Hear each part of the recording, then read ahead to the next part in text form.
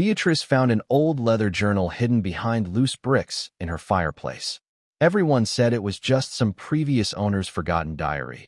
But when she opened to the last entry and saw tomorrow's date written in faded ink, she realized this journal was hiding a secret that would change everything she thought she knew about time itself. Subscribe to the channel and tell us in the comments if you've ever found something mysterious in your home. The October wind rattled the windows of the old Victorian house on Ashwood Lane as Beatrice Moreau prepared to light her first fire of the season. At 68, she had moved to the quiet town of Willowbrook only 8 months ago, seeking solace after losing her husband Edmund to a sudden heart attack. The house, with its ornate gingerbread trim and wraparound porch, had called to her during a weekend drive through the countryside. It was too large for one person, too full of empty rooms that echoed with memories she wasn't ready to face, but it felt like a place where she could disappear from the world that no longer made sense without Edmund beside her. Beatrice had spent 43 years as the head librarian at Crescent City University, organizing knowledge, cataloging truth, and helping students find answers in dusty volumes and digital databases. She believed in facts, in documentation, in the ordered progression of cause and effect. Her life had been built on routine and reason. Even her grief followed a schedule, arriving precisely at 3:17 each afternoon when she would have called Edmund to discuss dinner plans. The house on Ashwood Lane had been built in 1889 by a railroad magnate named Cornelius Blackwood. According to the Historical Society records she'd studied with typical thoroughness. The deed showed it had passed through only 4 families in its 134-year history, spending the longest time with the Whitmore clan, who had owned it from 1923 until selling it to the previous owners in 1985. The real estate agent had mentioned that it came fully furnished, as the last owners had moved suddenly to care for an aging relative and couldn't manage the logistics of moving antique furniture across the country. Her only companion in the rambling house was Oscar, a magnificent Maine Coon cat with silver-tipped fur and intelligent amber eyes. She'd found him on her 3rd day in Willowbrook, sitting on her front porch as if he'd been waiting for her arrival. The local veterinarian estimated he was about 7 years old, healthy but obviously independent. He had no microchip, and no one in town claimed ownership, so Beatrice had decided he was meant to be hers. Oscar moved through the house with the confidence of an owner rather than a guest, seeming to know which floorboards creaked and which doors stuck before she did. The fireplace in the main parlor was a masterpiece of Victorian craftsmanship, constructed from deep red brick with an ornate mahogany mantelpiece carved with intricate vine patterns. Beatrice had been looking forward to using it, imagining herself reading by firelight during the long winter evenings ahead. But as she knelt to arrange kindling on the grate, something caught her attention. One brick, about 3 rows up from the firebox floor, sat slightly proud of the others. The mortar around it looked different, newer somehow, as if it had been removed and replaced at some point. When she pressed against it experimentally, it shifted inward with a hollow grinding sound that made Oscar's ears prick up from his perch on the nearby armchair. Curiosity overrode caution. Using the brass fireplace poker, she worked the brick loose, surprised by how easily it moved once she found the right angle. Behind it was a rectangular cavity, about the size of a cigar box, lined with what appeared to be oiled canvas. And nestled within that protective wrapping was a leather journal. The journal was bound in rich chocolate-brown leather that had aged to the color of dark honey. Its brass corner protectors and clasp had developed a green patina that spoke of considerable age, yet the leather itself remained supple and unmarked by moisture.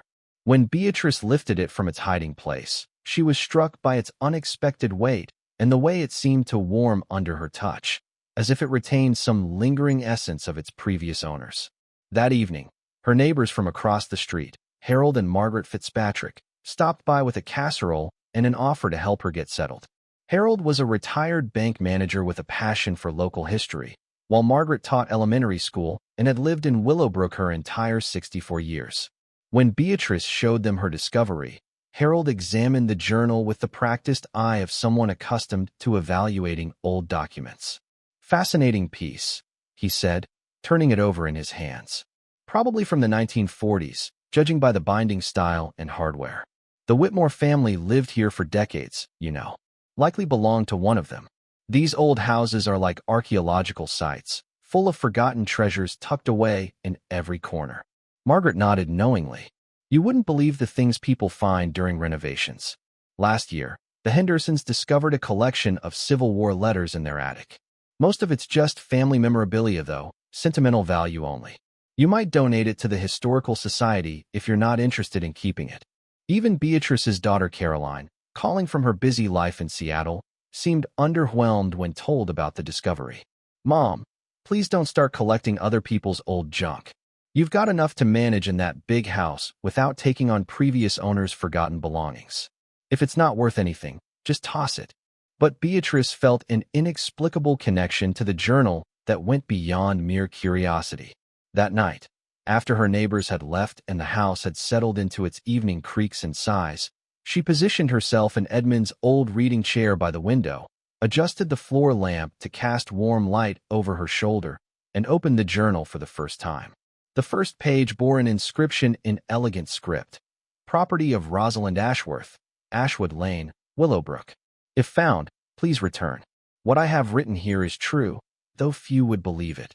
The pages were filled with entries in black ink, the handwriting flowing and confident despite obvious haste in places. The earliest entry was dated March 15, 1943, and began simply, I have decided to keep a record of what is happening to me, though I fear anyone reading these words will think me mad. Rosalind's voice emerged from the pages with startling immediacy. She wrote about the challenges of wartime life, managing household shortages and anxiety about the global conflict. Her husband James was serving with the Pacific Fleet, and she lived alone in the house except for a housekeeper who came twice weekly.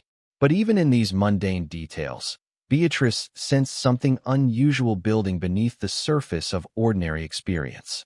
As Beatrice read deeper into the journal, she discovered that Rosalind had documented a growing awareness of what she called glimpses beyond the present moment. Initially dismissed as unusually vivid dreams, these experiences had evolved into something far more specific and disturbing. Rosalind wrote about seeing events exactly 24 hours before they occurred with stunning accuracy and detail. The journal entries revealed a methodical mind grappling with an impossible reality. Rosalind had created an elaborate system for testing and documenting her visions, noting which details proved accurate and which seemed symbolic or metaphorical.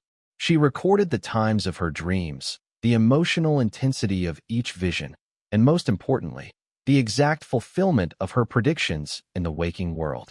Page after page detailed small predictions that came true with unsettling precision. The arrival of unexpected visitors, changes in weather, even the contents of letters before they were delivered. But as the months progressed, Rosalind's visions had expanded beyond personal events to encompass larger occurrences, community news, and eventually glimpses of historical events that wouldn't be reported for another day. Beatrice found herself staying up until well past midnight, absorbed in Rosalind's careful documentation of an experience that challenged everything she understood about time and causality. Oscar seemed unusually attentive during these reading sessions, positioning himself on the arm of the chair and staring intently at the journal as if he could sense something she couldn't perceive. The entries revealed Rosalind to be a woman of considerable intelligence and education, someone who approached her strange gift with scientific curiosity rather than mystical acceptance. She had been a teacher before marriage, with degrees in mathematics and natural philosophy from a women's college back east. Her analytical approach to documenting the impossible made her account all the more compelling and unsettling. As autumn deepened outside and rain began pattering against the windows with increasing frequency, Beatrice found the journal consuming her thoughts during daylight hours. She would catch herself wondering what Rosalind would have made of modern life, how she would have handled the responsibility of knowing tomorrow's events in a world connected by instant communication and global news cycles. The rational part of Beatrice's mind insisted that what she was reading had to be elaborate fiction, perhaps an early experiment in speculative writing. But the mundane details were too specific, too grounded in the daily reality of 1940s small-town life to be invented. Rosalind wrote about ration stamp distribution, victory garden planning, and the specific anxieties of waiting for letters from overseas with the authenticity of lived experience. 3 weeks into her nightly reading ritual, Beatrice reached the journal entries from late 1944. Rosalind's handwriting had become more urgent, the careful script occasionally degenerating into hurried scrawls that suggested deep emotional disturbance. The visions had intensified, moving beyond personal and local events to encompass larger patterns of human experience. Rosalind wrote about seeing not just tomorrow's newspaper headlines, but the ripple effects of decisions and events stretching into an uncertain future. The entries from this period revealed a woman struggling with the ethical implications of her gift. She wrote extensively about the burden of knowing events she couldn't prevent, of seeing small tragedies and joys that would unfold regardless of her awareness. The isolation of her experience had begun wearing on her psychological well-being, as she found herself increasingly disconnected from a world that lived only in the present moment. Then Beatrice found an entry that made her hands tremble as she held the journal. "I have seen the end of my story, though I pray I am wrong. The visions show me a winter night, snow falling like stars against the windows. I will sleep and not wake, claimed by the very dreams that have defined these past months. But this journal must survive. Someone will find it who needs to understand what I have learned. The gift doesn't die with its bearer. It waits, patient as stone, for the next keeper to emerge." The entry was dated December 18, 1944. Beatrice's heart raced as she quickly turned the pages, expecting to find the journal's conclusion. Instead, she discovered something that challenged her understanding of what was possible. The handwriting changed. The next entry, dated September 7, 1987, was written in completely different script. Someone else had found the journal and added their own experiences to Rosalind's record. This new writer introduced himself as Marcus Blackwood, great-grandson of the house's original builder, who had discovered the journal while renovating the fireplace during his brief ownership of the property. Marcus's entries spanned 3 years, documenting his initial skepticism followed by gradual acceptance as he began experiencing the same 24-hour glimpses into the future that Rosalind had described. His writing style was more contemporary, less formal than Rosalind's Victorian prose, but the experiences he described were unmistakably similar. He wrote about the terrible responsibility of knowing tomorrow's events, the isolation of carrying knowledge he couldn't share without seeming mentally unstable. His final entry, dated October 15, 1990, contained a chilling prediction. "The dreams are leaving me, as they left Rosalind before me. I can feel the gift seeking its next keeper. The journal knows where it needs to go. To whoever finds this next, you were chosen for a reason. The responsibility is greater than you can imagine, but so is the purpose." Beatrice's breathing became shallow as she turned to the journal's final pages, expecting them to be blank. Instead, she found one last entry, written in handwriting that looked disturbingly familiar despite her certainty that she had never seen it before. The entry was dated tomorrow's date, October 23rd, and it was signed with her own name. As Oscar suddenly stood and fixed his amber gaze directly on the journal, every rational explanation Beatrice could construct crumbled away. The ink looked fresh, as if it had been written moments ago, but the date was impossible. Tomorrow's date, in her own careful librarian script, describing events that hadn't yet occurred. The entry read, "The dreams began at 3:17 this morning. I saw the Hendersons' oak tree falling across Maple Street during tomorrow's storm. I saw the school bus taking the detour down Mill Road. I saw young Sarah Morrison finding her lost cat in the Fitzpatrick's garden shed. And I saw myself, standing in this very spot, reading these words I haven't yet written. The circle is closing. The gift has found its new keeper. What I thought was grief and isolation was actually preparation for this moment. Edmund always said I was meant for something more than cataloging other people's stories.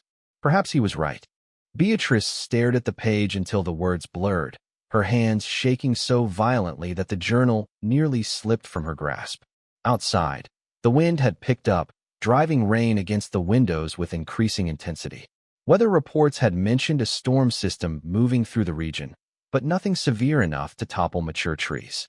As she sat in the circle of lamplight, surrounded by the familiar creaks and sighs of the old house, Beatrice realized that everything she thought she understood about time, about fate, about the ordered progression of cause and effect, had just been shattered by a handful of impossible words written in her own hand. Beatrice didn't sleep that night.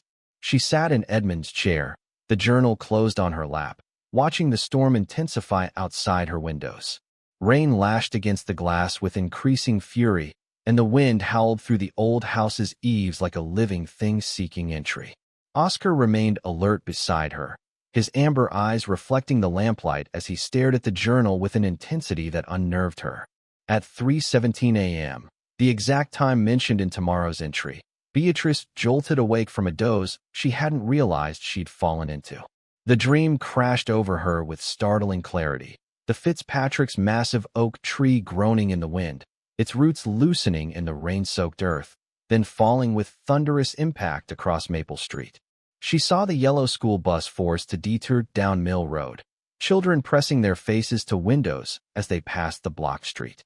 Most vividly, she witnessed 8-year-old Sarah Morrison from 2 blocks over, tears streaming down her face as she searched for her missing tabby cat, only to find him cowering in the Fitzpatrick's garden shed. The images weren't like ordinary dreams. They possessed a crystalline quality, every detail sharp and immutable. She could feel the October chill, smell the ozone in the air, hear the specific creak of the tree's trunk moments before it surrendered to gravity. When she opened her eyes, her hands were trembling not from fear, but from absolute certainty that what she had seen would come to pass in exactly 19 hours and 43 minutes. The rational part of her mind, 43 years of academic training, insisted this was psychological suggestion brought on by reading the journal. But as dawn broke gray and stormy over Willowbrook, Beatrice found herself standing at her front window, staring at the Fitzpatrick's oak tree and knowing with terrible certainty that its days were numbered in hours. She spent the morning in a daze, going through the motions of breakfast while her mind churned over impossible possibilities. The weather reports confirmed the storm's severity, with warnings about high winds and potential power outages, but nothing about trees falling or detours. Yet she could see it all unfolding with prophetic clarity. At noon, driven by a compulsion she couldn't name, Beatrice walked across the street to warn Harold and Margaret Fitzpatrick. She found them in their living room, Harold reading the newspaper while Margaret worked on a crossword puzzle, both seemingly unconcerned about the storm raging outside. "I know this will sound strange," Beatrice began carefully, "but I'm worried about your oak tree.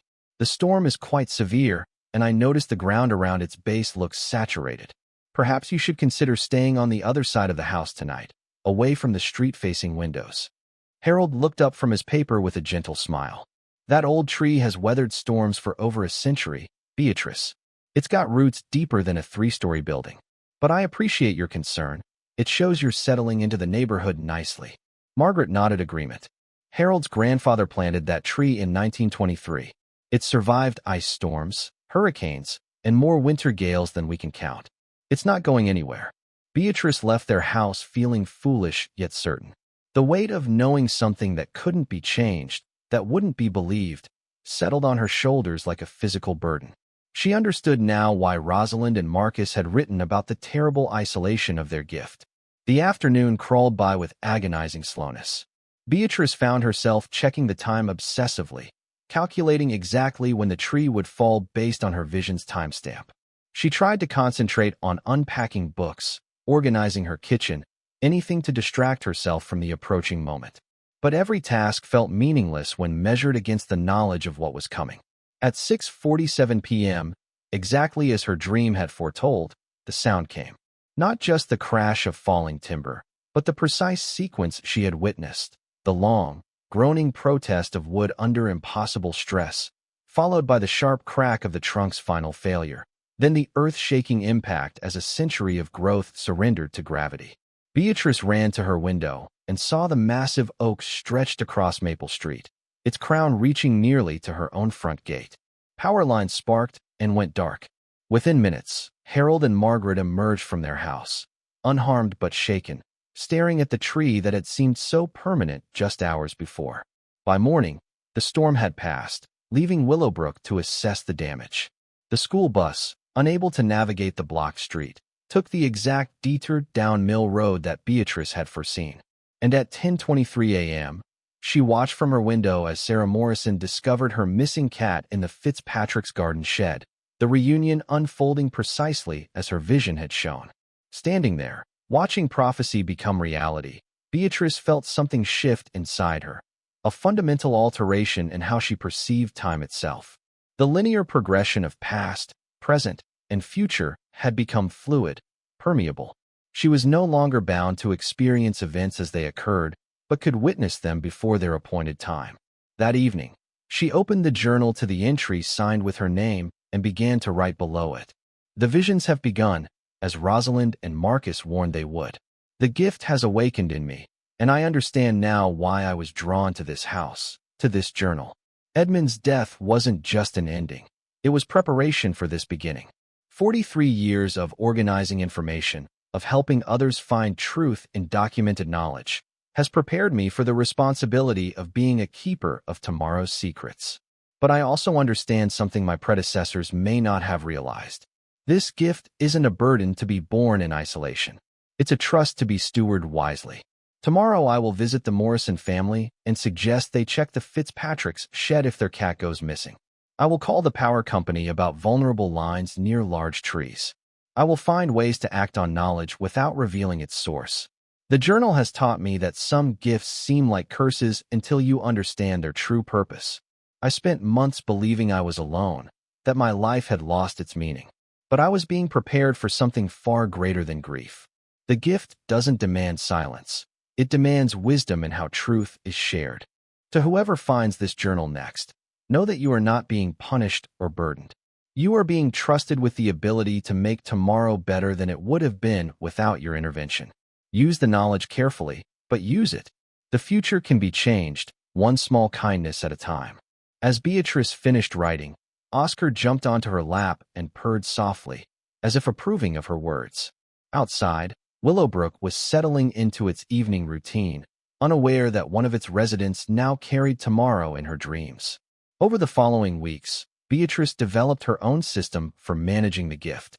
She learned to interpret the symbolic elements of her visions, to distinguish between fixed events and those that could be influenced. She found ways to act on her knowledge subtly. A word of caution here, a helpful suggestion there.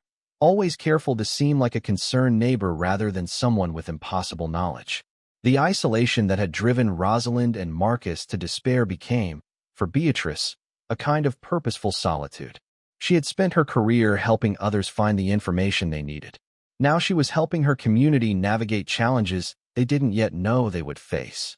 3 months after finding the journal, Beatrice added a final entry. I have learned to live with tomorrow in my dreams and today in my actions. The gift no longer feels like a burden, but like the completion of a life's work I never knew I was preparing for. When my time comes to pass this responsibility to another, I will ensure they understand what I have learned. We are not prisoners of prophecy, but gardeners of possibility. The journal will find its next keeper when the time is right, as it found me when I needed purpose more than I needed grief. Until then, I will tend tomorrow's garden with today's hands, and trust that each small change ripples forward into a better future than the one I saw in my first frightening dreams. To my successor, whoever you may be, welcome to the most important work you'll ever do. Use it well. As spring arrived in Willowbrook, Beatrice Moreau had transformed from a woman fleeing grief into someone who walked confidently between yesterday and tomorrow, carrying the weight of knowledge with grace and using it to weave small miracles into the fabric of daily life. The journal rested safely in her keeping, waiting for the day when it would be needed by another soul ready to shoulder the beautiful burden of seeing beyond the present moment. The fireplace where she'd found it now burned brightly on cool evenings, no longer hiding secrets, but warming a home where tomorrow's keeper lived in service to today's possibilities. The journal had found its perfect keeper, someone who understood that knowing the future wasn't about changing destiny, but about changing the small moments that make destiny worth living. If this story inspired you to think differently about purpose and possibility, share it with someone who might need to remember that every ending can become a new beginning.